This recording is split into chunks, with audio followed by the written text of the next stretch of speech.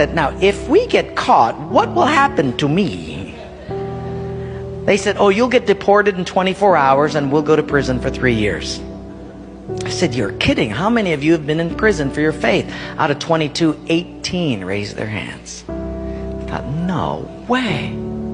I looked at him and I said, you 22 people, how many people do you oversee? Because they were all of these small group leaders, underground church leaders in the Hunan province. I said, how many, if you counted up all the people under your jurisdiction, how many would it be? And they counted them up and they said, little over 20 million. I said, what?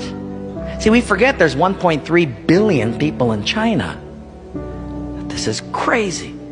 Well, I had 15 Bibles and I passed them out. Obviously 7 didn't get them. And I said, let's turn to 2 Peter chapter 1 and we're going to read it. And just then one lady handed hers to somebody next to her. And I thought, interesting.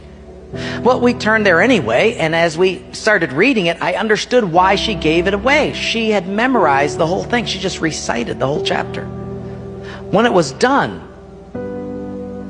I went over to her at a break and I said, you recited the whole chapter. She says, oh yes, I've memorized many chapters. I said, where did you memorize many chapters? She said, in prison. I said, you have much time in prison. So I said, but don't they confiscate the Bible? She said, yes.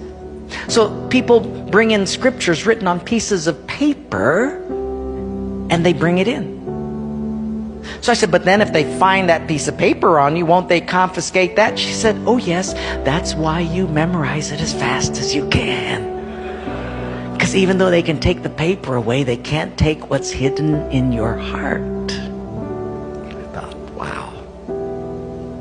Well, after 3 days, you fall in love with these people. And when it was done, I said, how can I pray for you? I'm going to go back to America, and you guys have been just so wonderful. How can I pray for you? They said, you know, Wayne, you guys can gather like this whenever you want to in America. We can't. Could you pray that one day we'll be just like you? And I looked at him and I said, I will not do that. Big incredulous eyes looked at me and they said, why? I said, because you guys rode a train for 13 hours to get here. In my country, if you've got to drive more than an hour, people don't come.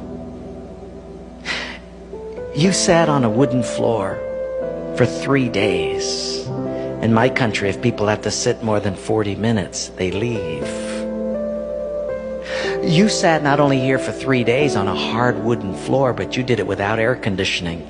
In my country, if it's not padded pews and air conditioning, people don't often come back.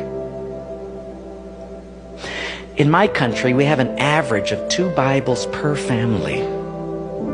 We don't read any of them. You hardly have any Bibles, and you memorize them from pieces of paper.